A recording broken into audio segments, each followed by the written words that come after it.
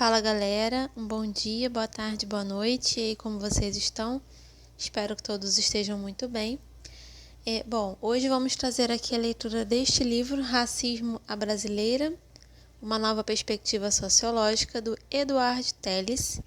É um livro, é mais uma encomenda da nossa inscrita aqui no canal que autorizou o compartilhamento dessa leitura, tá bom? Então hoje será a leitura do capítulo 1 deste livro. Capítulo 1, que é também a introdução.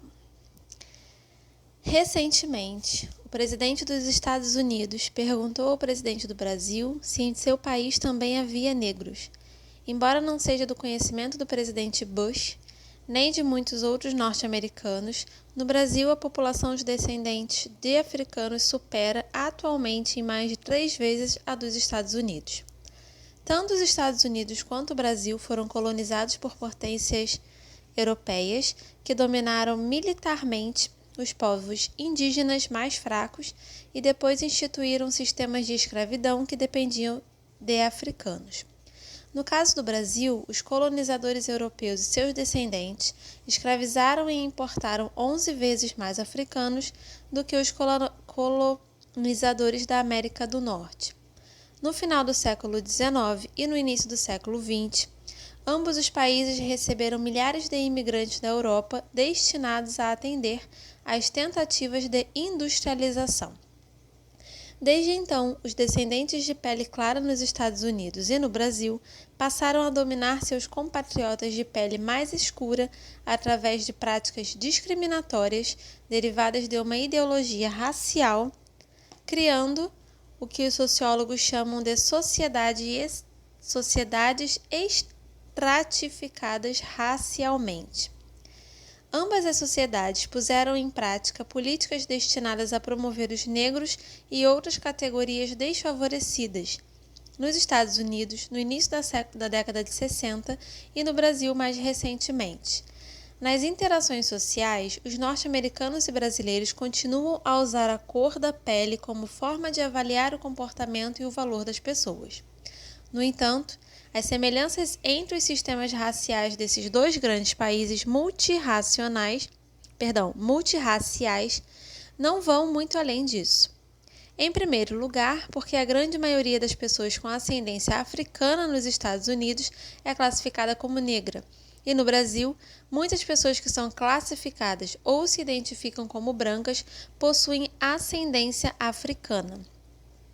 Isso sem mencionar aqueles classificados como pardos, morenos, mestiços, mulatos, pretos ou negros. Portanto, a raça no Brasil se baseia principalmente na cor da pele de uma pessoa e sua aparência física e não na descendência africana. Esta diferença entre os dois países e muitas outras derivam de duas ideologias e de sistemas modernos de relações raciais distintos. Embora ambos os sistemas raciais tenham raízes na ideia da supremacia branca, suas respectivas ideologias e padrões de relações raciais resultam em formas radicalmente diferentes que respondem a forças históricas, políticas e culturais distintas. As diferenças mais importantes entre os sistemas raciais dos dois países podem ser resumidas como sendo derivadas de dois conceitos opostos: segregação nos Estados Unidos e mistura racial, miscigenação ou mestiçagem no Brasil. Um texto-chave da sociologia, seguindo a tradição sociológica norte-americana, argumenta que a segregação racial ainda existe na prática, apesar das reformas dos direitos civis. Constitui a principal causa da atual desvantagem negra e de outras dimensões das relações raciais nos Estados Unidos. Propõe que a dinâmica física e social entre negros e brancos, aliada a fortes normas sociais que asseguram essa distância, é responsável pelos altos índices de desigualdade racial. Reciprocamente, lança a hipótese de que, sem segregação extrema, a discriminação e a desigualdade racial iriam diminuir. A segregação é, portanto, tida como a chave da dominação racial nos Estados Unidos. Mistura racial e exclusão. A mesma situação pode não ser verdadeira para o Brasil caso finjamos acreditar em sua ideologia racial. Ao contrário da segregação, a mistura racial, a miscigenação ou mestiçagem constitui o pilar central da ideologia racial brasileira. A mistura racial representa um conjunto de crenças sobre raça que os brasileiros defendem, incluindo a ideia de que vem há tempos se misturando racialmente mais do que qualquer outra sociedade. A miscigenação, embora inicialmente tenha provocado inquietação e medo entre a elite, há muito tempo tem servido como metáfora definidora da nação brasileira. Embora a mistura racial não reflita necessariamente a realidade do comportamento social brasileiro, esse conceito tem sido fundamental para compreender as relações raciais em termos brasileiros. Como diz Da Mata, entender o Brasil requer que leitores dos Estados Unidos ou de outros países se liberem da noção de que as sociedades ocidentais são geralmente guiadas por ideais de pureza. Para ele, o Brasil celebra a ambiguidade, ao passo que os norte-americanos buscam a classificação racial exata. Nesse sentido, a miscigenação representa o primeiro país e a segregação o segundo. Como o Brasil, muitos outros países latino-americanos defenderam suas ideologias de mestiçagem, termo espanhol equivalente à mistura racial. No entanto, considerações sobre a mistura racial na América Latina tendem a ser versões romantizadas que com frequência se tornam amplamente aceitas como visões de nacionalidade e cidadania chanceladas pelo Estado. As elites da América Latina vêm há tempos prescrevendo suas formas de mestiçagem como receitas para um sistema positivo de relações humanas, livre das divisões raciais encontradas na sociedade norte-americana. Até acadêmicos reconhecidos têm proclamado as virtudes da suposta miscigenação da região. Mas as ideologias de mestiçagem não evitaram as injustiças raciais que cada vez mais são reveladas por toda essa região. Atualmente, muitos sociólogos têm chegado a um consenso de que a mistura racial representa pouco mais do que uma metáfora. Acadêmicos e jornalistas usam cada vez mais o termo exclusão para se referirem ao status dos negros e pobres na sociedade brasileira. Exclusão é um termo bastante conhecido na América Latina, com origem na Europa, onde também é amplamente utilizado.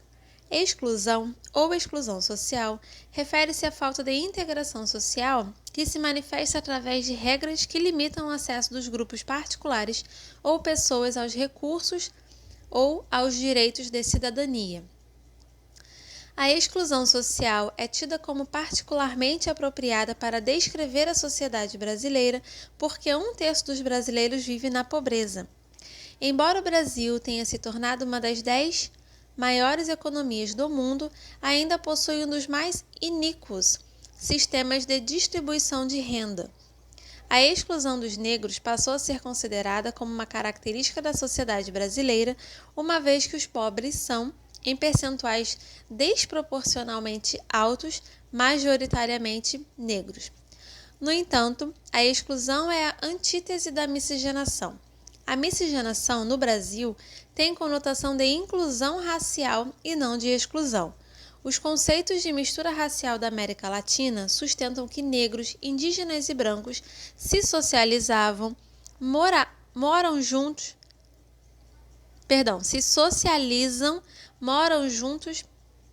e se misturam biologicamente a ponto de as distinções raciais se tornarem irrelevantes. Mas haverá alguma verdade nisso? Se for esse o caso, como pode haver exclusão e miscigenação ao mesmo tempo? A exclusão e a inclusão referem-se a pontos extremos de um contínuo que opõe as sociedades más às sociedades boas. Em se tratando de raça, mais relações raciais contra boas relações raciais. No entanto, é comum ouvir os brasileiros falarem de seu país como sendo o país mais miscigenado e, ao mesmo tempo, o mais desigual do mundo. Significa isso que, por ter havido tanta mistura racial, somente a classe passa a ser importante, ao passo que a raça... é uma pergunta. Significa isso que, por ter havido tanta mistura racial, somente a classe passa a ser importante, ao passo que a raça passa a não fazer diferença? Ou será que a sociedade brasileira é racista e estratificada pela raça e a miscigenação é meramente uma característica ideológica de um período histórico anterior?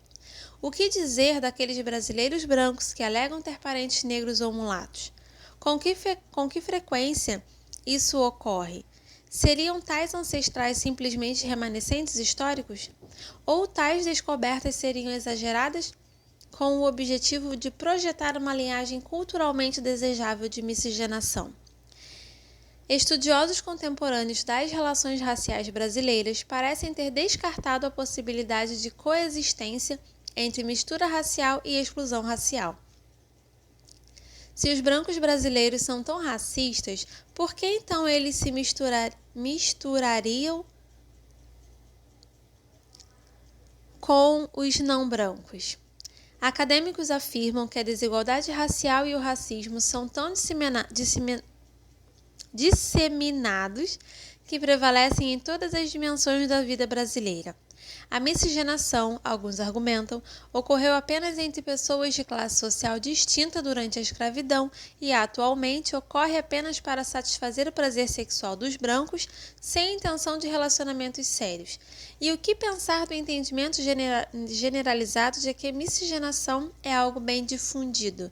Seria sem fundamento?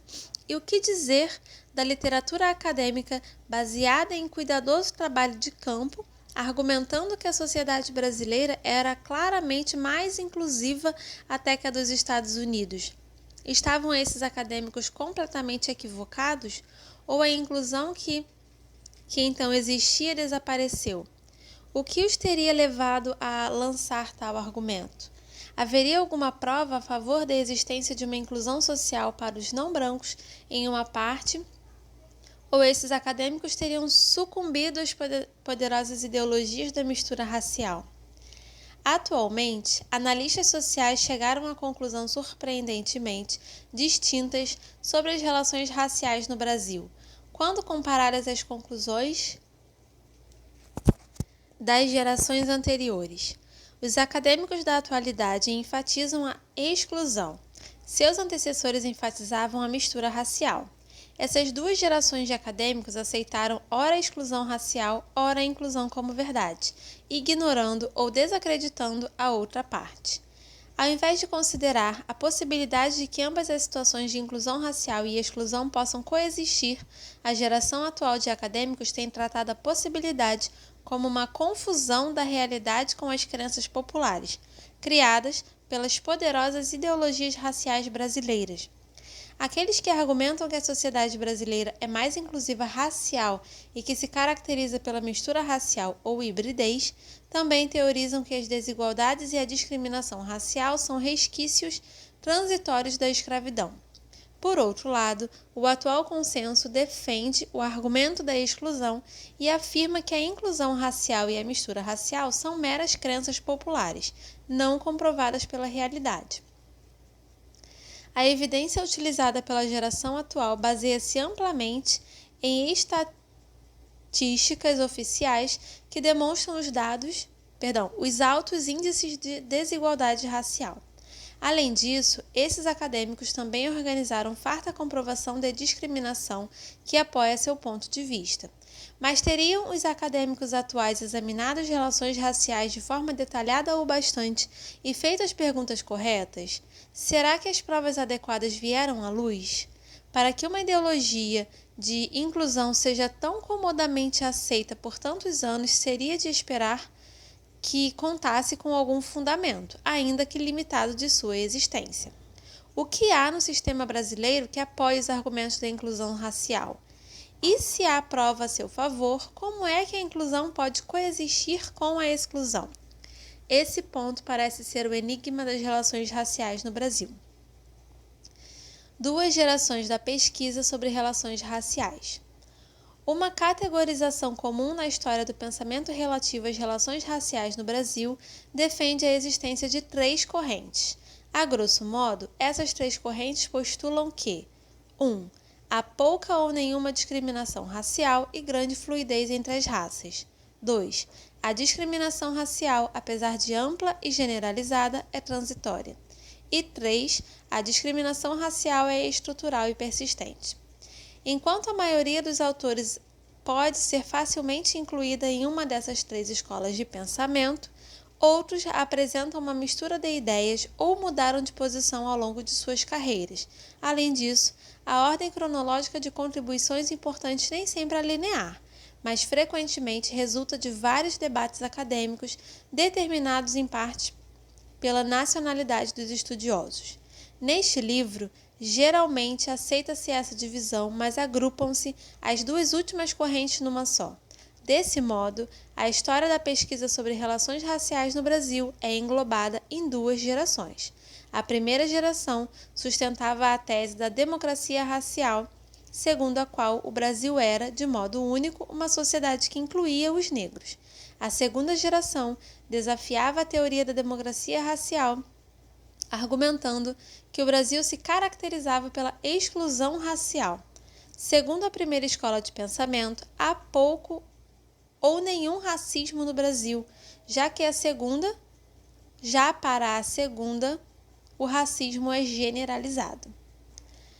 A ideia de miscigenação como um aspecto positivo das relações raciais brasileiras foi plenamente desenvolvida por Gilberto Freire nos anos 30, e parte dessa perspectiva foi defendida pelos brasilianistas dos Estados Unidos, inclusive Donald Pearson, Marvin Harris, Charles Bagley e Carl Degler, até os anos 60, e no caso de Degler, até 1972. Freire e seus seguidores acreditavam que a desigualdade racial existente era um produto tanto da escravidão dos negros quanto de sua adesão a valores culturais tradicionais, preservando seu desaparecimento em pouco tempo. Para eles, as diferenças raciais eram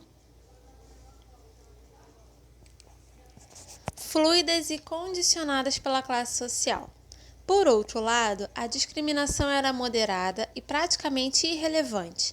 Especificamente, Harris concluiu que a discriminação por classe, não por raça, determinava a hierarquia das relações sociais no Brasil, embora preconceitos raciais fossem exteriorizados com frequência. Geralmente, esses acadêmicos concordavam com Freire que o ser brasileiro implicava uma natureza metarracial, que embaralhava as distinções raciais através de uma miscigenação extensiva. Essa visão seria radicalmente desafiada no final dos anos 50, quando sociólogos brasileiros liderados por Florestan Fernandes concluíram que a democracia racial era um mito. Financiado pela Unesco para documentar, compreender e disseminar o suposto segredo da harmonia racial brasileira em um mundo marcado pelos horrores do racismo e do genocídio, Fernandes surpreendeu seus financiadores ao discordar profundamente da visão de Freire e de seus companheiros norte-americanos no projeto da Unesco. Fernandes concluiu que o racismo era generalizado na sociedade brasileira, embora atribuísse à escravidão e a seus efeitos sociais e psicológicos a dificuldade que os negros teriam em competir com os brancos nos mercados de trabalho de sociedades de industrialização recente. Além disso, ele acreditava que o preconceito e a discriminação racial, embora fossem funcionais para a sociedade escravocrata, eram incompatíveis com a ordem competitiva estabelecida por uma sociedade capitalista. Como resultado, previu que o racismo desapareceria com o desenvolvimento do capitalismo, assim que os brancos tentassem manter seus privilégios e posições o máximo possível. Acredita-se que esse desentendimento entre as 2 gerações de estudiosos das relações raciais pode ser atribuído aos diferentes focos de pesquisa. A primeira geração enfocou a sociabilidade e as relações sociais entre pessoas da mesma classe social, enquanto a segunda geração enfatizou a desigualdade e a discriminação racial. Neste trabalho, essas duas dimensões são denominadas de relações sociais verticais e horizontais, respectivamente. Os acadêmicos norte-americanos, em particular, tendiam a seguir a ênfase de Gilberto Freire nas relações horizontais, supostamente porque acreditavam que essas constituíam indicadores apropriados da adaptabilidade ou integração dos grupos minoritários na sociedade. Essa era a tradição dominante na sociedade norte-americana. Esses autores supunham que a integração levaria a uma assimilação em que os grupos dominantes e subordinados mais tarde se tornariam similares e as diferenças estruturais desapareceriam. Estudiosos dessa escola acreditavam que as relações horizontais no Brasil eram harmoniosas e inclusivas em comparação às dos Estados Unidos e, portanto, previam um futuro otimista para os descendentes de escravos no Brasil. Esses acadêmicos acreditavam que qualquer hierarquia racial, conflito ou exploração no Brasil eram temporárias e não caracterizavam um problema importante. Contrariamente, Fernandes e seus contemporâneos brasileiros e da Unesco enfocaram principalmente as relações verticais e a desigualdade racial. Quando mencionaram de forma limitada as relações horizontais, os trabalhos de Fernandes e seus seguidores enfatizaram a distância entre os brancos e negros. Fernandes geralmente ignorava a questão da miscigenação e, portanto, a categoria mulato, que fora o principal enfoque da literatura anterior. Guimarães defende que, como outros paulistas, Fernandes nunca concebeu a miscigenação como um valor e, ao invés disso, estava motivado por questões de desenvolvimento e igualdade social. As pessoas das regiões sul e sudeste do Brasil mantinham a noção de que os brasileiros verdadeiros eram predominantemente brancos e valorizavam o fato de serem parte de uma nação europeia e não mestiça. Como destino preferencial da imigração em massa europeia, São Paulo transformou-se num mosaico étnico e os negros passaram a ser uma minoria estigmatizada. Além disso, um desprezo pela miscigenação pode ter surgido da relação íntima de Fernandes com o movimento negro. Assim como Abdias do Nascimento, ativista e escritor negro, Fernandes associava a miscigenação com a campanha de branqueamento que visava eliminar os negros da população brasileira. Portanto, Fernandes não apenas ignorou a prática da miscigenação, como também a rejeitou, simplesmente por acreditar ser parte de uma ideologia de legitimação da discriminação racial. As comparações explícitas de Karl Degler entre as relações raciais no Brasil e nos Estados Unidos tiveram bastante influência nos Estados Unidos, onde ele ganhou o prêmio Pulitzer. Degler escreveu em 1972, durante os dias mais otimistas do movimento de direitos civis dos Estados Unidos, e misturou em seu livro interpretações da primeira e segunda gerações. Embora Freire e seus seguidores já não gozassem da mesma reputação, Degler, que se autodescrevia como seguidor de Harris, concluiu que a raça pouco interferia nas diferenças entre mulatos e brancos, mas de modo geral concordava com Fernandes, que a minoria composta de negros brasileiros sofria os problemas do racismo. Desse modo, Degler defendia que as principais diferenças nas relações raciais entre os dois países resultavam do tratamento diferencial dos mulatos no Brasil, fato que os levava à superação das desvantagens raciais, evitando a classificação de negros, mas, por outro lado, enfraquecia a possibilidade de solidariedade entre os negros.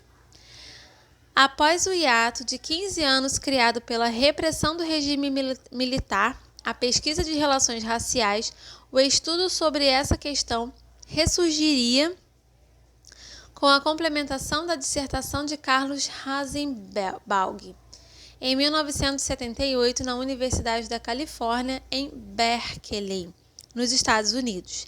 Diferentemente de Fernandes, mas concordando com o pensamento emergente no Departamento de Sociologia da Universidade de Berkeley, Rosenbaum concluiu que o racismo era compatível e não incompatível com o desenvolvimento do capitalismo no Brasil. Rosenbaum acreditava que a dominação racial e o status inferior dos negros persistiria, porque o racismo havia adquirido novos significados desde a abolição e continuaria a atender interesses materiais e simbólicos dos brancos dominantes através da desqualificação dos negros como concorrentes. Baseando-se amplamente em dados estatísticos oficiais, Rosenbaum e Nelson do Valle Silva elaboraram uma série de estudos sobre a desigualdade racial em matéria de renda, educação, ocupação e mortalidade infantil ao longo dos anos 80. Após seus estudos, restou pouca dúvida no mundo acadêmico sobre a existência de desigualdade e discriminação racial no Brasil. Interessante notar que Silva também produziu vários estudos estatísticos sobre união interracial e classificação racial no Brasil. Algumas das descobertas feitas por Silva pareciam apoiar as conclusões da primeira geração, mas ele aparentemente minimizou qualquer resultado nesse sentido, uma vez que seu trabalho não era comparativo nem se integrava às conclusões teóricas gerais daquela geração. Ao invés disso, Rosenbaum e seu trabalho são lembrados como fundamentais ao fortalecimento da perspectiva da segunda geração. Em suma, as correntes de ideias raciais no Brasil não eram descontínuas. Elementos das correntes anteriores permaneciam superpostos, dando suporte às ideias das correntes seguintes. Embora o apoio popular e das elites à ideia da democracia racial tenha terminado nos anos 90, alguns elementos continuam vivos no discurso atual e, de fato, são defendidos por alguns membros da sociedade. Muito do discurso popular mais antigo foi enxertado no novo discurso.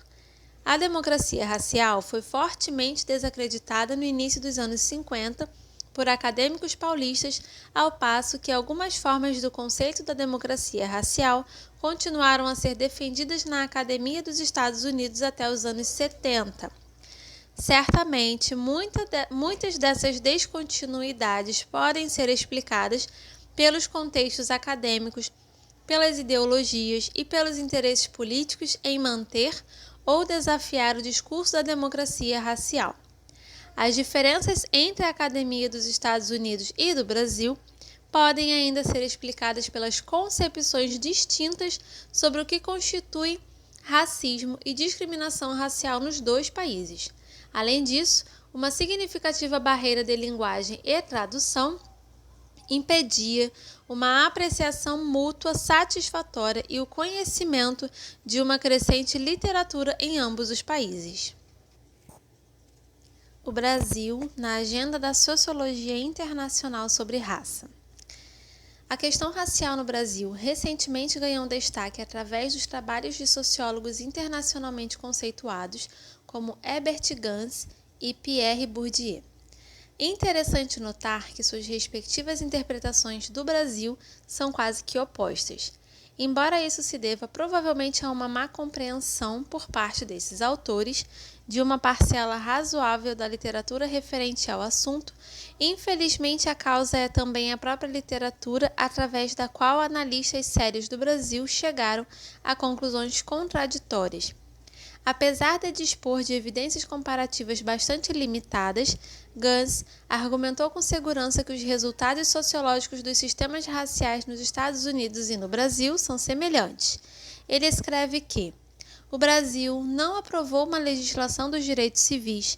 A estratificação racial, a discriminação e a segregação persistem, mas apenas através do sistema de classes, a alta taxa de analfabetismo permite aos brancos o monopólio virtual das classes mais altas. O casamento interracial se dá principalmente entre negros e mulatos.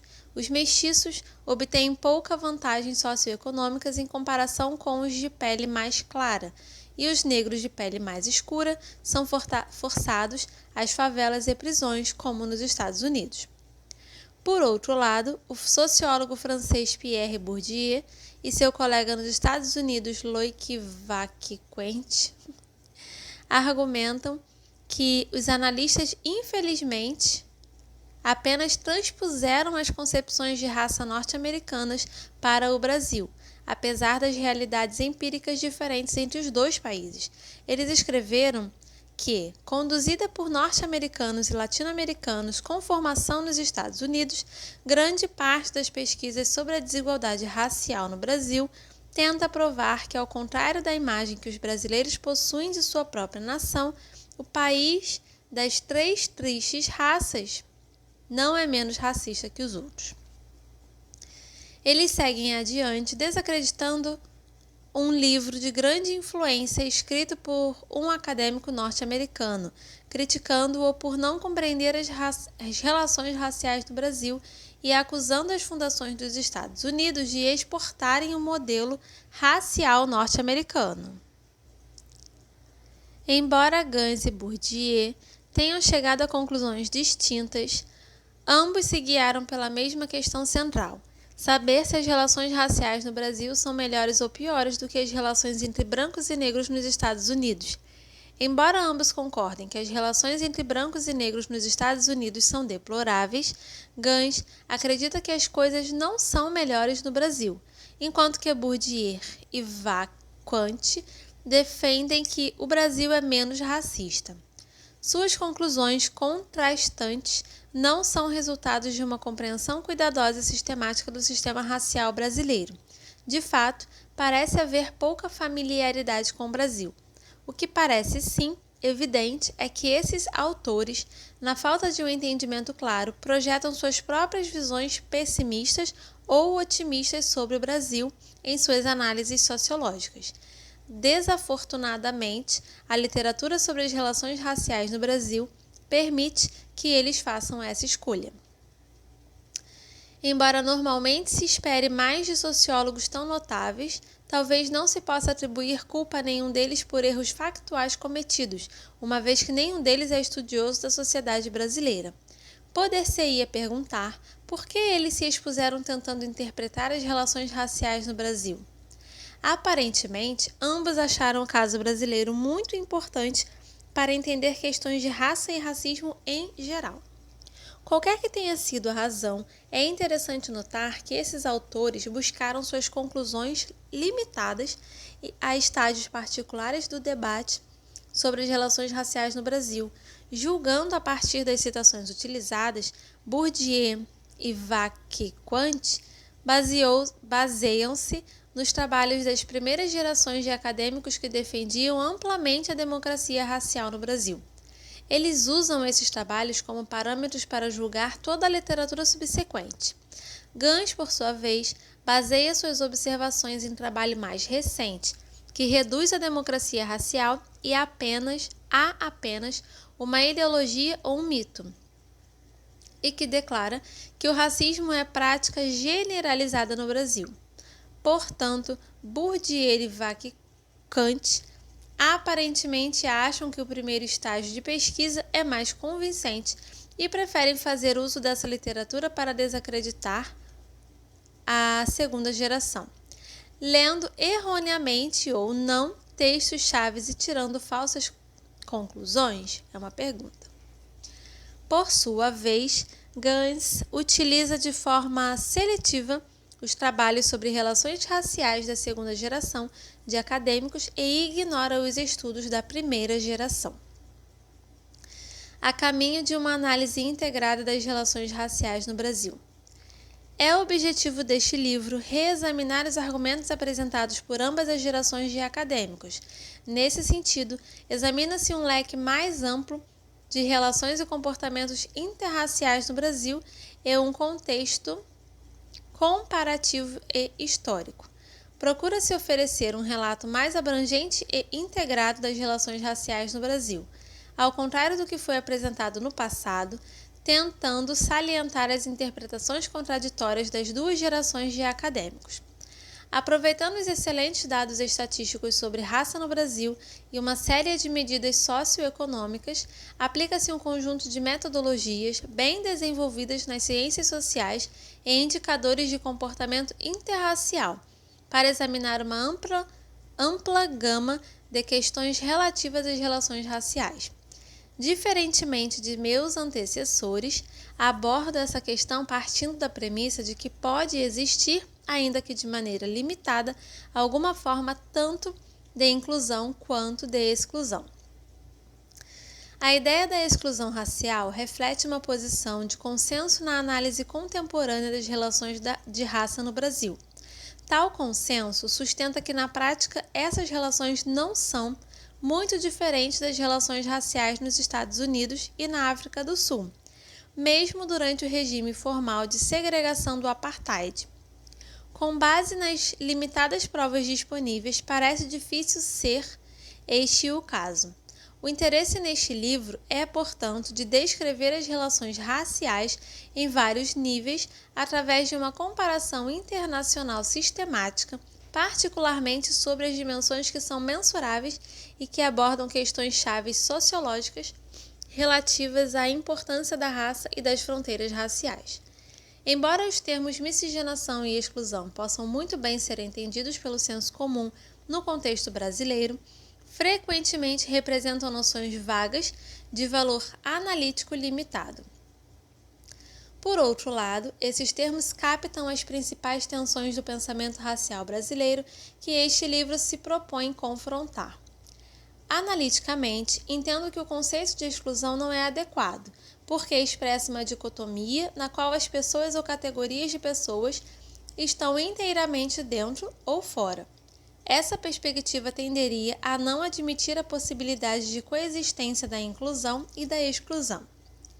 As relações raciais não são necessariamente unidimensionais nesse sentido. Além disso, a referência ao termo exclusão não é clara. Incluído ou excluído de quê? Termos semelhantes, tal como marginalização ou informalização, são igualmente problemáticos pelas mesmas razões. Embora tenham a vantagem de vincular pobreza e desigualdade ao processo social de desenvolvimento, dar-se-á preferência a um conceito mais neutro, como relações verticais, para compreender a dimensão da exclusão econômica.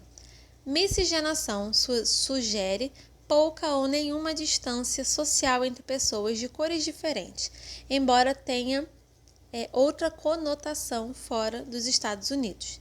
De forma semelhante, segregação é um termo usado analiticamente na sociologia dos Estados Unidos como descritivo de uma grande distância social, mas para os latino-americanos esse termo tem a conotação de um sistema racial de explícita e abominável divisão ou separação racial.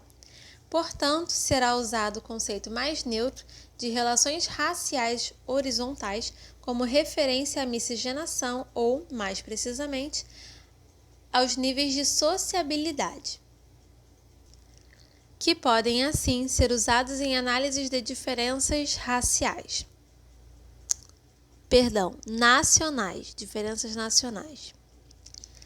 Relações raciais verticais são frequentemente vistas como causa ou consequência da natureza dos relacionamentos horizontais.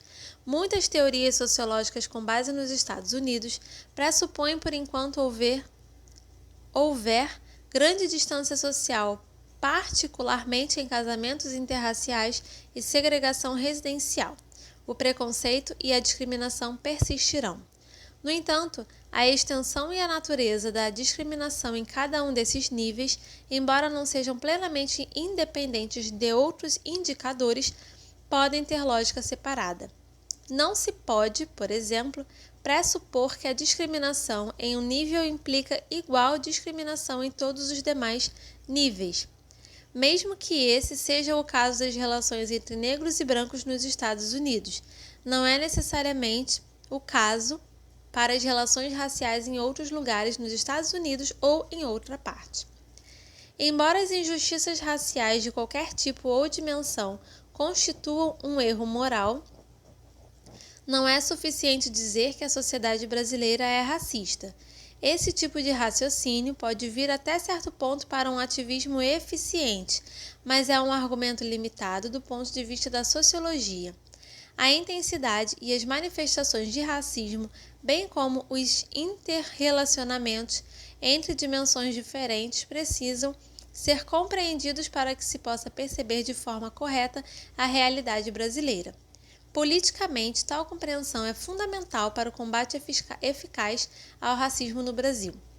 Nesse sentido, acredita-se que seja melhor para o entendimento do sistema brasileiro a divisão proposta entre relações raciais horizontais e verticais. Essa estratégia permite ainda localizar e distinguir aqueles pontos nos quais as relações raciais brasileiras podem ser mais ou menos excludentes do que se acreditava anteriormente, ou em comparação com os Estados Unidos. Essa diferenciação permite ainda que se reexaminem as hipóteses de relações raciais horizontais, feitas pelas primeiras gerações de pesquisadores, com os dados atuais e metodologias mais sofisticadas. Pode-se ainda usar o estudo empírico e teorias mais atuais para informar nossas análises sobre as relações verticais. A descrição justa e correta das relações raciais requer a utilização de indicadores com forte base empírica, capazes de tratar as relações raciais tanto na dimensão horizontal quanto na vertical. A intensidade do racismo em ambos os níveis pode ainda ser melhor compreendida quando são comparados a indicadores do Brasil com os de uma sociedade como a dos Estados Unidos, que se destaca pelas suas relações raciais problemáticas e por ser um modelo dominante no estudo das relações raciais. Comparações com os Estados Unidos. Além de tentar elucidar a lógica interna do sistema racial brasileiro, uma outra razão principal deste livro é comparar o Brasil com os Estados Unidos. Como os artigos de Gans e Bourdieu e Vaquicante revelam, comparações sistemáticas entre os sistemas raciais do Brasil e dos Estados Unidos são seriamente necessárias. Nesses países, a raça tem sido importante ao longo desses últimos 5 séculos ou mais. Desde que os europeus primeiro puseram os pés nas Américas ou no solo africano, no mínimo, o importante exemplo do Brasil precisa ser compreendido para o desenvolvimento de uma teoria global sobre as relações raciais. O Brasil e os Estados Unidos são os 2 maiores países do hemisfério ocidental, tanto em tamanho quanto em suas populações de origem africana. O número de brasileiros que declaram ter alguma ascendência negra é de cerca de 80 milhões, constituindo-se com cerca da metade da população total de 173 milhões de brasileiros. O alto percentual de brancos no Brasil, que também possuem ascendência africanos, aumenta o número de pessoas com origens africanas para talvez mais de 100 milhões. Nos Estados Unidos, são 30 milhões de afrodescendentes, ou seja, cerca de 12% da população total de aproximadamente 270 milhões de norte-americanos. O problema com a teorização baseada no estudo de uma sociedade, como no caso do estudo de raça à luz do exemplo norte-americano, é que a teoria é aplicada de forma incorreta para interpretar outros casos. O campo sociológico das relações raciais continua a ser baseado principalmente no modelo dos Estados Unidos, mais especificamente nas relações entre negros e brancos nesse país. Admite-se com frequência que os mecanismos que afetam as relações raciais nos Estados Unidos estão presentes em outros lugares, como o Brasil. Mas, claramente, como demonstrado neste livro, tal não é o caso. A raça é um princípio organizacional importante tanto no Brasil como nos Estados Unidos, mas de formas bastante diferentes. No interesse da construção de uma sociologia das relações raciais, que por definição deveria ser universal, espera-se que este estudo promova o reexame de concepções comuns dos sociólogos sobre as relações raciais que facilmente poderiam ser universalizadas apesar de sua restrita base empírica. Comparações com os Estados Unidos frequentemente servem como pano de fundo para o entendimento das relações raciais no Brasil, como revelam os trabalhos de muitos norte-americanos e brasileiros. Dentre os historiadores da escravidão, que há muito tempo buscam explicar as diferenças entre os Estados Unidos e o Brasil, estão Freire e Tannenbaum. Provavelmente, devido à hegemonia econômica, política e cultural dos Estados Unidos, comparações explícitas e implícitas com esse país predominam em toda a literatura relativa às relações raciais do Brasil. Além disso, muitos estudiosos das relações raciais no Brasil são norte-americanos. Neste livro, a comparação entre o Brasil e os Estados Unidos baseia-se principalmente em indicadores quantitativos que têm sido usados amplamente para entender as relações raciais nos Estados Unidos. Apesar da forte comprovação etnográfica e histórica, as comparações entre o Brasil e os Estados Unidos, que utilizam indicadores quantitativos, são raras.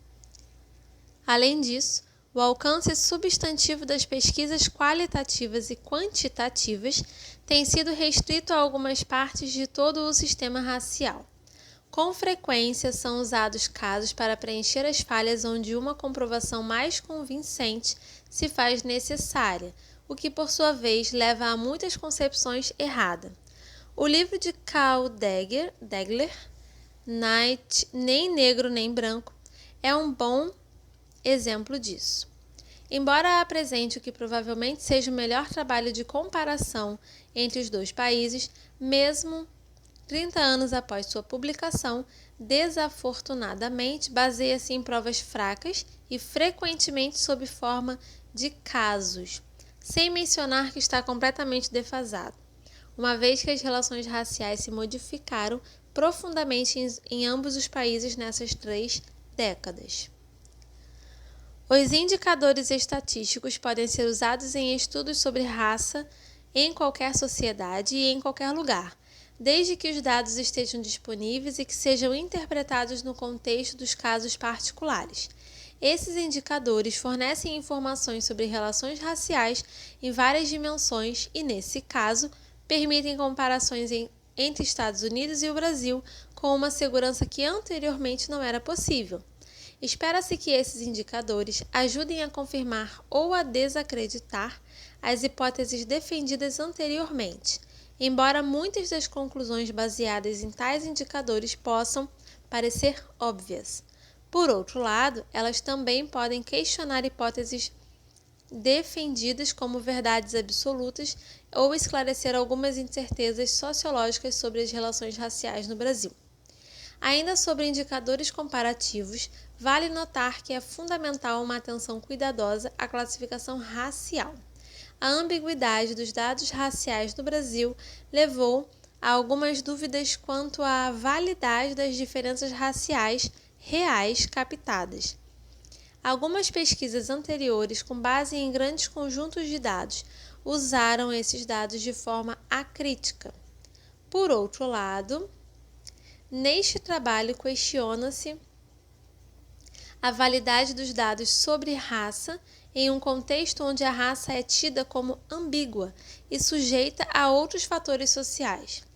Sempre que a validade é mais questionável e quando os dados permitem, examinam-se os resultados das relações raciais utilizando 2 conjuntos de dados que classificam a raça segundo a autoclassificação e a classificação feita por um entrevistador.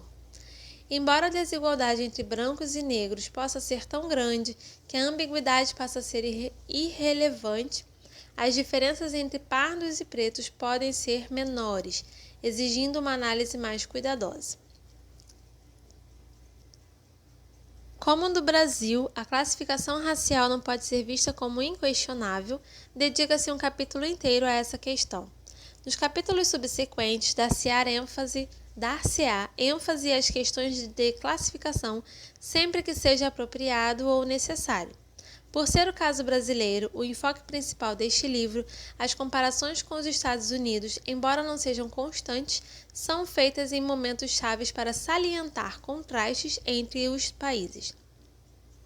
dois países. Como a literatura norte-americana sobre raça é vasta e frequentemente contestada e debatida, decidi neste livro limitar a interpretação das relações raciais nos Estados Unidos às dimensões em que seja possível encontrar indicadores objetivos e a área nas quais existia um certo consenso. As comparações entre esses países utilizando indicadores sociológicos básicos têm como objetivo superar a falta de informação e os estereótipos que os leitores brasileiros normalmente têm acerca das relações raciais nos Estados Unidos, e, reciprocamente, superar os mesmos pressupostos que os leitores norte-americanos geralmente têm sobre o Brasil. A dinâmica das relações raciais nos Estados Unidos está longe de ser universal e, de muitas formas, representa uma exceção à regra. São raros os casos em que nações aplicaram leis de segregação tão restritivas como as dos Estados Unidos e a África do Sul. Embora muitas outras sociedades, inclusive os 20 países latino-americanos, dentre esses o Brasil, que não enfrentaram uma segregação formal, tenham marginalizado, por motivos raciais, grandes segmentos de suas populações. Provavelmente, a grande maioria dos países latino-americanos possui sistemas raciais mais semelhantes ao do Brasil. Evidentemente, poder-se-ia optar por outros sistemas de relações raciais além daqueles existentes nas Américas. No entanto, esses casos poderiam ser bem diferentes dos sistemas dos Estados Unidos e do Brasil, sugerindo uma maior diversidade em termos de sistemas raciais do que o caso dos Estados Unidos.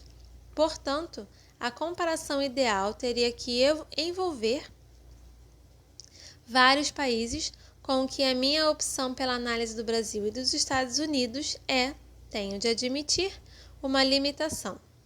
Mas acredito que, examinando-se o caso brasileiro de forma mais pormenorizada do que os autores anteriores, pode-se alcançar um progresso significativo que vá além do modelo dos Estados Unidos. O novo momento da política racial brasileira. Uma última razão para o reexame das relações de raça no Brasil é a necessidade de discuti-las no contexto de mudanças súbitas e dramáticas no pensamento racial brasileiro. Essa nova fase se reflete no reconhecimento da existência de racismo no Brasil e nas tentativas do programa de reparar essa situação.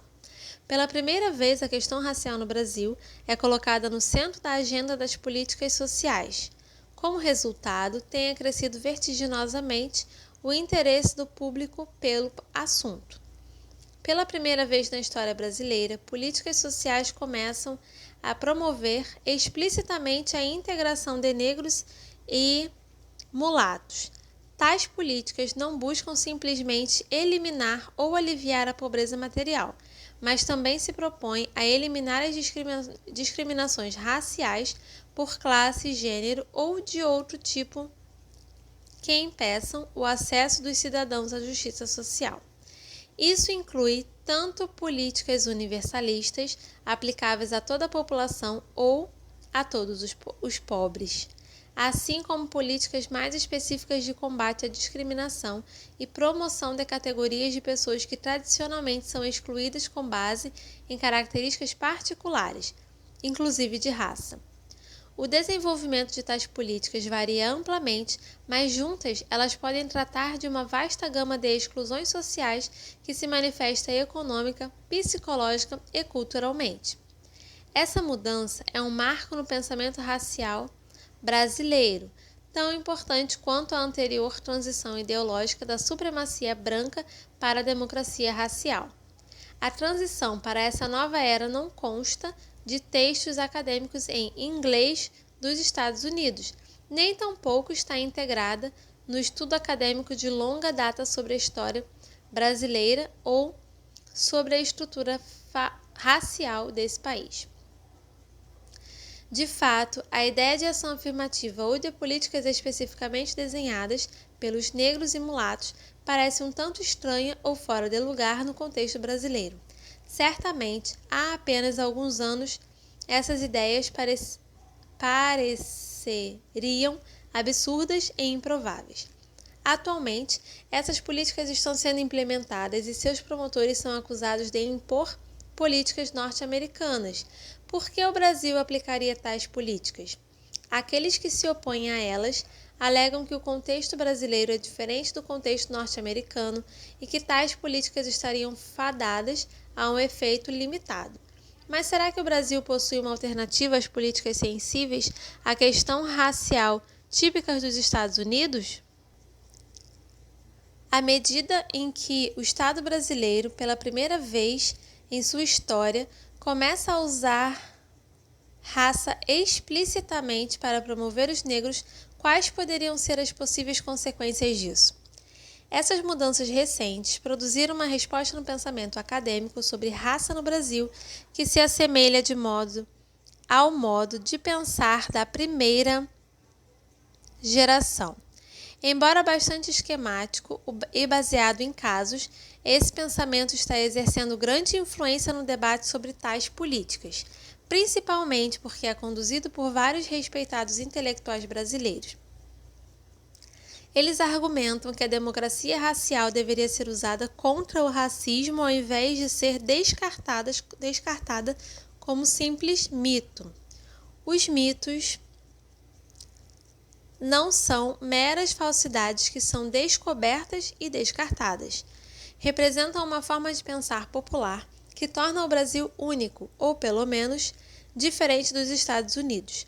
Motivados pelos planos do governo federal de implementar ação afirmativa, esses acadêmicos acreditam que a democracia racial oferece um ideal de igualdade racial, que pode ajudar o Brasil a superar o racismo.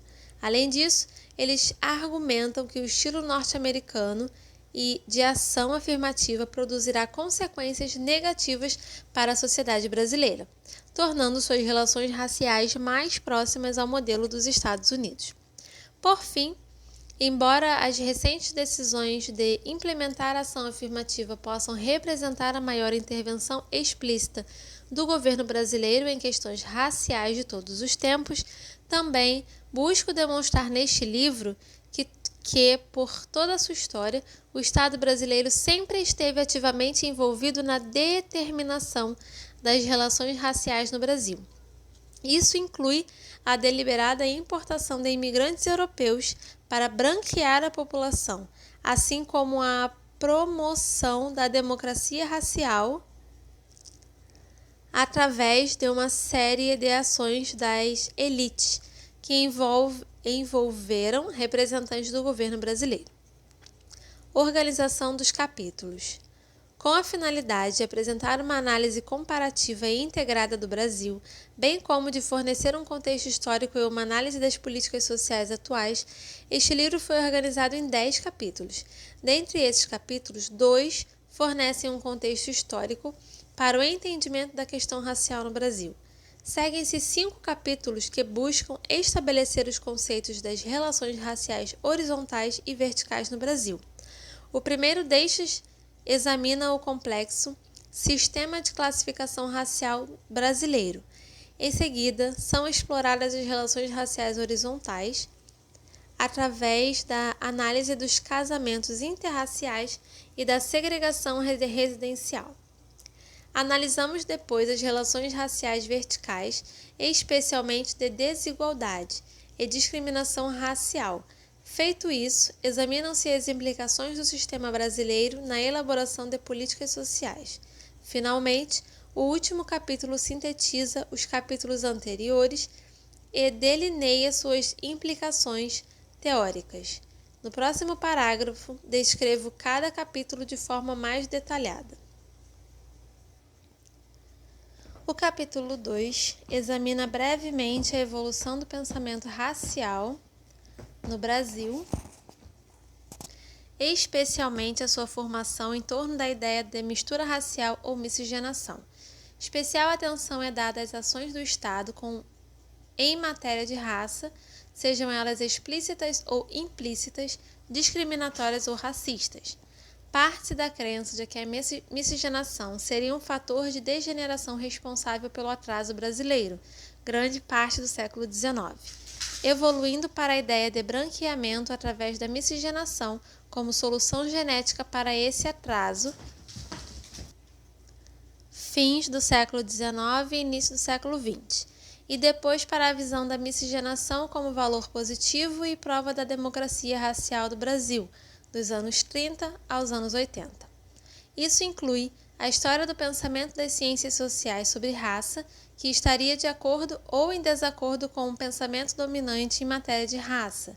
O capítulo 2 também inclui a história da composição racial brasileira, desde a concepção da democracia racial até o estágio de pensamento mais recente que reconhece o racismo, e no qual o governo busca implementar políticas sociais sensíveis à questão racial.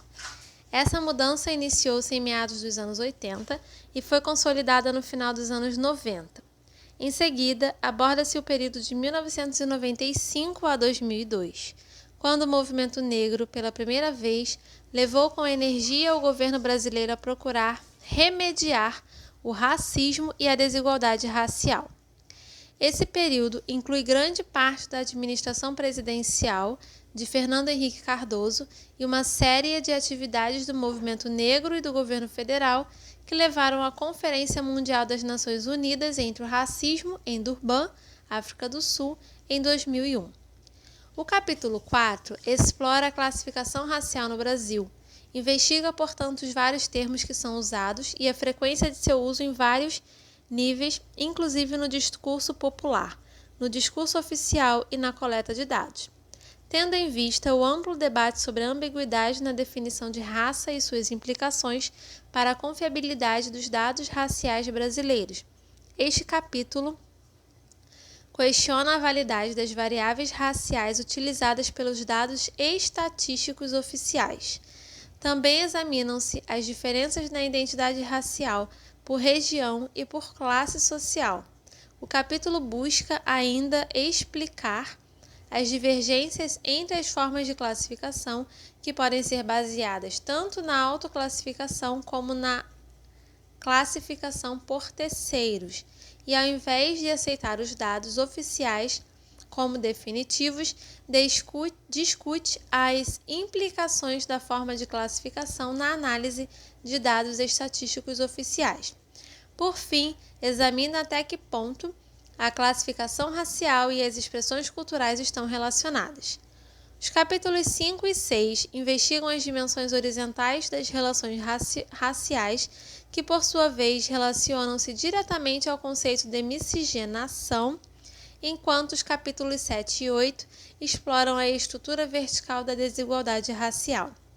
Especificamente, o capítulo 5 analisa a união interracial. A melhor aproximação disponível à miscigenação hoje é um indicador sociológico importante que mede a distância social entre dois grupos raciais.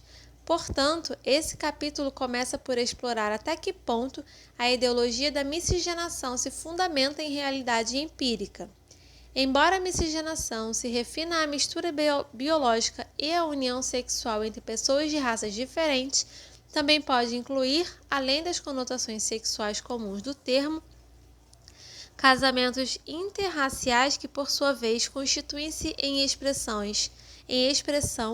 mais formal e duradoura de interação interracial, que amplamente caracteriza a miscigenação atual. O capítulo 6 examina a segregação residencial ou a proximidade residencial, uma dimensão menos íntima, mas que também capta a difusão da sociabilidade interracial em uma sociedade. Além das diferenças entre os Estados Unidos e o Brasil, são apresentadas a estrutura e a natureza das diferenças regionais nas relações raciais. O capítulo 7 explora a desigualdade racial brasileira utilizando vários indicadores de desigualdade de renda, pobreza, riqueza, ocupação, educação e desenvolvimento humano. Primeiramente, compara o Brasil com os Estados Unidos e a África do Sul, em termos de estrutura de renda e na distribuição entre brancos e não brancos. Em seguida, utilizando duas estratégias metodológicas, examina as relações entre as desigualdades raciais do Brasil e seu desenvolvimento recente. Em primeiro lugar, investiga os níveis de mudança da desigualdade racial de 1960 a 1999 e, em seguida, as relações entre a desigualdade ocupacional e a industrialização em 74 áreas metropolitanas, em 1980. O capítulo 8 documenta a existência de discriminação racial e descreve os mecanismos através dos quais a discriminação é propagada e mantida, uma vez que a desigualdade não implica necessariamente discriminação racial. Busca-se eliminar a dúvida dos atuais estudos sobre a existência ou não de discriminação racial no Brasil e, portanto, apresentam-se novas análises que submetem dados estatísticos a teses rígidos, isolando a prova de discriminação racial. Além disso, enquanto os testes americanos das diferenças entre esses dados frequentemente não eram concluídos diante do elevado grau de ambiguidade entre pardos e pretos, utiliza-se uma pesquisa inovadora para demonstrar que os pretos sofrem mais discriminação do que os pardos. Depois, demonstra-se como mecanismos específicos, tais como estereótipos, redes sociais e o papel da mídia, permitem a manutenção da exclusão racial. Procura-se também demonstrar como o Estado brasileiro atuou de forma a produzir e reproduzir a exclusão racial através da imigração e de políticas regionais, assim como através dos sistemas judiciais, policiais e educacionais. O capítulo 9 examina os novos desafios trazidos para essas políticas, baseando-se nas particularidades do sistema brasileiro. Examina a adequação das políticas universalistas e das políticas sensíveis à questão racial até hoje propostas e sugiro paralelos com o sistema dos Estados Unidos. Tento abordar especialmente os argumentos contrários às políticas portadoras de viés racial. Por fim, o capítulo 10 sintetiza os principais resultados deste livro e delineia suas implicações para a teoria e para a política racial comparativa. Esse capítulo oferece ainda uma tentativa de integração dos vários aspectos das relações raciais no Brasil e da comparação com os Estados Unidos. Em particular, tenta reconciliar os dados sociológicos relativos à classificação racial e as relações raciais horizontais e as relações raciais verticais, dentro do contexto do pensamento racial brasileiro. A título de análise crítica dessa integração, concluo este trabalho com as implicações dessas descobertas para a política racial e para a cultura do Brasil. Dados. Os censos brasileiros, as pesquisas nacionais anuais por amostra de domicílio e 2 pesquisas comportamentais oferecem um valioso conjunto de dados sobre raça úteis para o mapeamento da forma e da natureza das relações raciais entre amplos setores da população. Esses dados, pouco explorados, baseiam-se em técnicas de amostragem representativa em que todos os setores da sociedade brasileira são representados em proporções adequadas. A importância desses dados não pode ser subestimada. Diferentemente da maioria dos países latino-americanos, o Brasil coleta dados sobre raça na maioria de seus censos, sendo capaz de documentar as desigualdades raciais. A maioria dos países latino-americanos não coleta informação populacional sobre raça e às vezes usa esse fato para negar as desigualdades raciais, dada a impossibilidade de provar o contrário. O Brasil tentou proceder da mesma forma no censo de 1970, quando não coletou dados sobre raça. Depois disso, no entanto, os dados oficiais comprovam a existência de injustiça racial no Brasil, conforme demonstrado por vários documentos oficiais da América Latina apresentados na Conferência Mundial das Nações Unidas sobre o Racismo, em 2001. O atual reconhecimento da existência de racismo pelo governo brasileiro, assim como conflitos raciais em outros países latino-americanos, levou ao reconhecimento generalizado da existência de problemas raciais nessa região.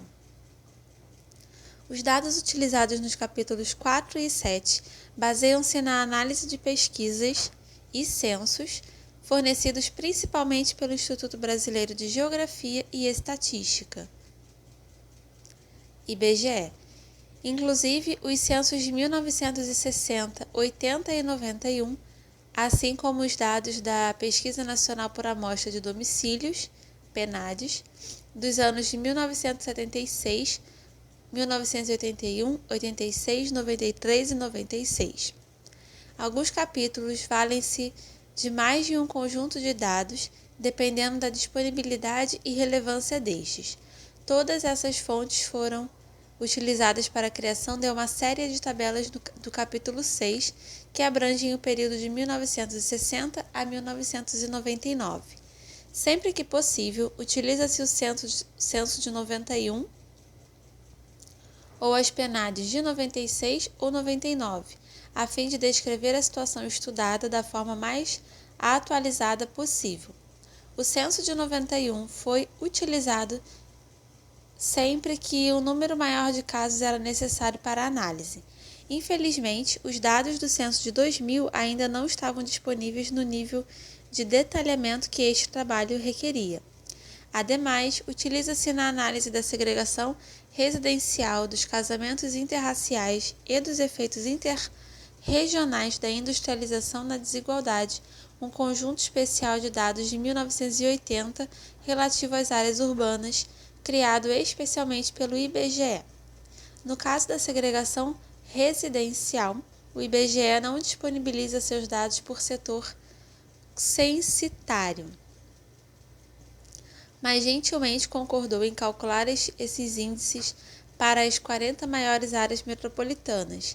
Mais tarde, também calculou a taxa de casamentos interraciais, a desigualdade e outros índices para as 74 maiores áreas urbanas em 1980. Trabalhei bem próximo ao IBGE na elaboração desses indicadores, examinando inclusive programas de informática para garantir que as fórmulas de cálculo desses indicadores fossem aplicadas corretamente. Por fim, também se fez uso nos capítulos referentes à classificação racial e nas referências ocasionais ao comportamento racial de duas pesquisas independentes, uma pesquisa nacional de 95 e outra exclusiva para o estado do Rio de Janeiro de 2000. Os capítulos 3 e 9 baseiam-se amplamente em informações que obtive na qualidade de assessor de programa em Direitos Humanos do escritório da Fundação Ford no Brasil. Nesse cargo, tive a sorte de testemunhar de perto as súbitas mudanças que ocorriam na sociedade brasileira, com pleno acesso a acadêmicos importantes, formadores de políticas e líderes do movimento negro. Nota sobre as diferenças regionais. As diferenças regionais são fundamentais para o entendimento da sociedade brasileira. Em um país de dimensões geográficas maiores que a da parte continental dos Estados Unidos, em níveis de desenvolvimento que variam de industrializado e rico, como o estado de São Paulo, a pobre, como o Nordeste, é necessário atentar para as diferenças regionais antes de se promoverem generalizações a partir de dados de natureza local, no intuito de descrever as relações raciais no Brasil. Por ter vivido na Bahia, no Rio de Janeiro e em São Paulo, bem como por ter visitado com muita frequência os parentes da minha mulher no Rio Grande do Sul, acredito que a classificação racial e as relações raciais possuem um sentido diferente nesses distintos contextos. Por um lado, a proporção de brancos na população de cada um desses lugares é de cerca de 20%, 55%, 75% e 85%, respectivamente. Enquanto o Sul e o Sudeste têm sido descritos como sociedades de classe marcadas por maciça imigração europeia, industrialização e urbanização antiga, as regiões Norte e Nordeste têm se notabilizado especialmente pelas grandes diferenças de status nelas existentes e por um sistema semelhante ao de castas, herdado do período da escravidão, mas não transformado pela industrialização ou pela imigração.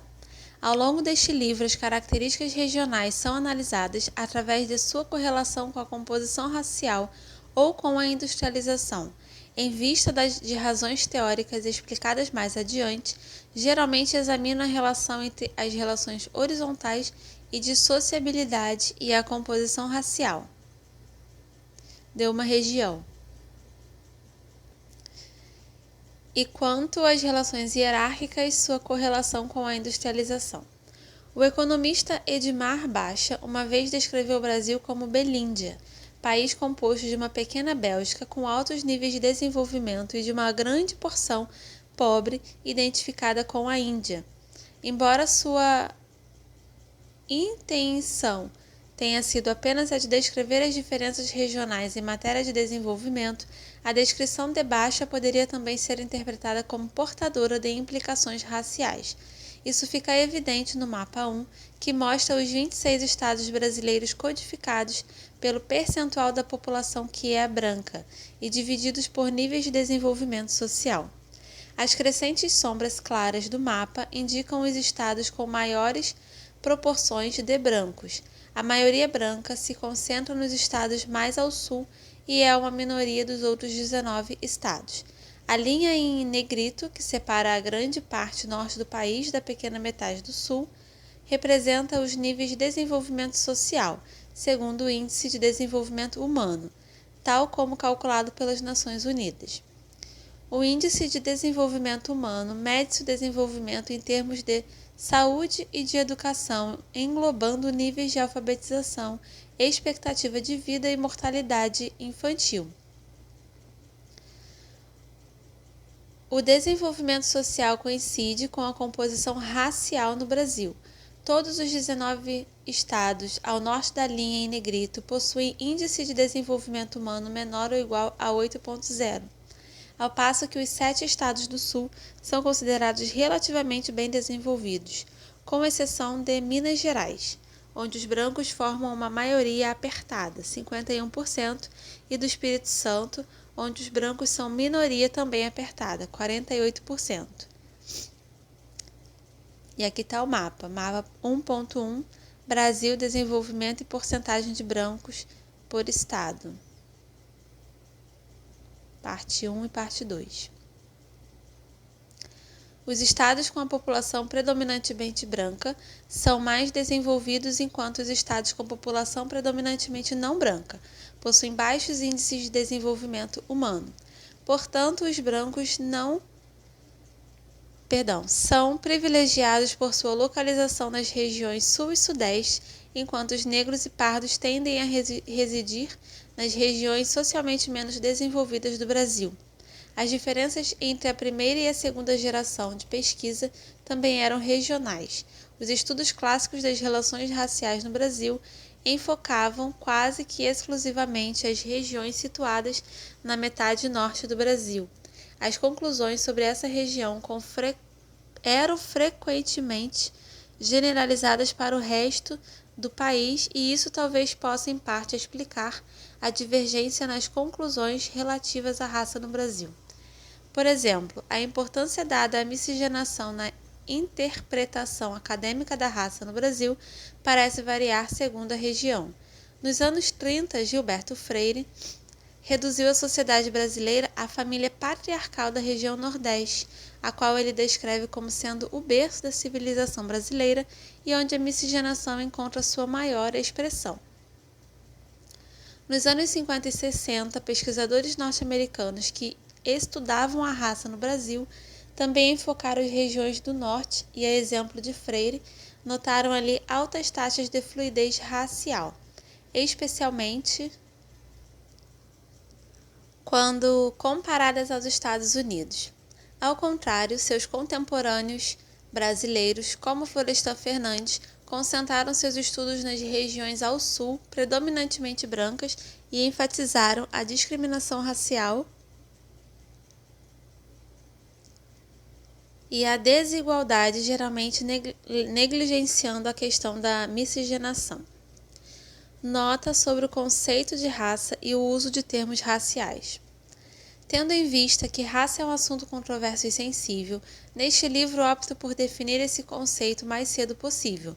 Como é o consenso na sociologia, raça é uma construção social com pouca ou nenhuma base biológica. A raça existe apenas em razão das ideologias racistas. No Ocidente, que inclui o Brasil, as teorias científicas do século XIX estabeleceram que os seres humanos poderiam ser divididos em tipos raciais distintos, ordenados hierarquicamente segundo uma ideologia que estabelecia que tais características estavam correlacionadas com os traços intelectuais e comportamentais de uma pessoa. Embora atualmente essas teorias tenham sido desacreditadas pela maioria da comunidade científica, a crença na existência de raças está arraigada nas práticas sociais, atribuindo o conceito de raça um grande poder de influência sobre a organização social. Quanto a relações raciais, acredito que a definição de Robert Park, escrita nos anos 30 como sendo relações que existem entre indivíduos conscientes de diferenças raciais, continua apropriada, apesar de ele ter negado que a raça fosse importante no Brasil ou que viesse algum dia a invocar distinções essencialistas ou biológicas. Essa definição evita a ideia de grupismo, comum nos Estados Unidos, mas inadequada para o Brasil. A raça é importante porque as pessoas continuam a classificar e a tratar o outro segundo ideias socialmente aceitas. Compartilho da preocupação de que o uso do termo raça fortalece distinções sociais que não possuem qualquer valor biológico, mas a raça continua a ser imensamente importante nas integrações sociológicas e, portanto, deve ser levada em conta nas análises sociológicas. A ideia de raça exerceu enorme influência na evolução das sociedades modernas, inclusive no Brasil, e teve consequências para suas vítimas da mesma forma que a crença em bruxas e demônios, apesar de não existirem, teve durante o feudalismo na Europa. Como os sociólogos há tempos descobriram ideias ou crenças podem gerar sérias consequências no mundo real. Uma explicação importante para isso foi dada por W. E. Thomas, que de forma sucinta declarou: se os homens definem situações como reais, elas se tornam reais em suas consequências. Um tema central deste livro é que as ideologias raciais evoluíram de forma significativamente distinta no Brasil e nos Estados Unidos. Uma das manifestações desse fato é o uso do termo cor no Brasil e do termo raça nos Estados Unidos. A escolha do termo raça, ao invés do termo cor, é compreensível em inglês, embora possa ser deselegante em português ou espanhol. Cor e raça são analiticamente semelhantes e neste livro opta-se pelo termo raça, que compreende os dois conceitos. Essa opção é explicada no início do capítulo 4. Como grande parte dos dados utiliza as categorias do censo, branco, pardo e preto, esses termos são utilizados com frequência neste livro. Certamente a escolha de um termo ou outro pode desagradar a alguns leitores, mas quase todos os termos, exceto talvez branco, são problemáticos e tais escolhas inevitáveis. Outro problema é a escolha de um termo que agregue pardos e pretos. Isso é importante uma vez que a distinção entre brancos e não brancos define o principal distanciamento racial entre os brasileiros. Uso o termo negro aqui para incluir pardos e pretos, como usado pelo movimento negro e agora aceito pela mídia e pelo governo, embora no discurso popular se use comumente negro para referir-se aos pretos. Na tentativa de respeitar a intenção e o direito do movimento negro à autoidentificação, eu poderia ter utilizado os termos afro-brasileiro e afrodescendente, embora tais termos não sejam usados comumente no discurso popular brasileiro. São cada vez mais usados por pessoas com maior nível de escolaridade e ativistas do movimento negro. Segundo alguns líderes do movimento negro, o termo afrodescendente tem ganhado adeptos devido aos aliados de língua espanhola que podem fazer uso deste termo, ao passo que o termo negro é extremamente depreciativo em alguns países da América Latina.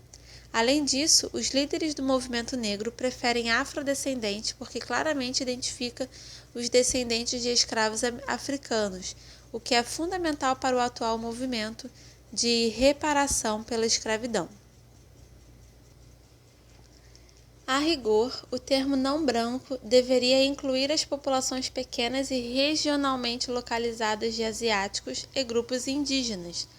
As duas outras categorias do censo, mas eu as excluo da minha análise. Esse estudo examina o espectro de cores entre o branco e o preto, que engloba a grande maioria dos brasileiros.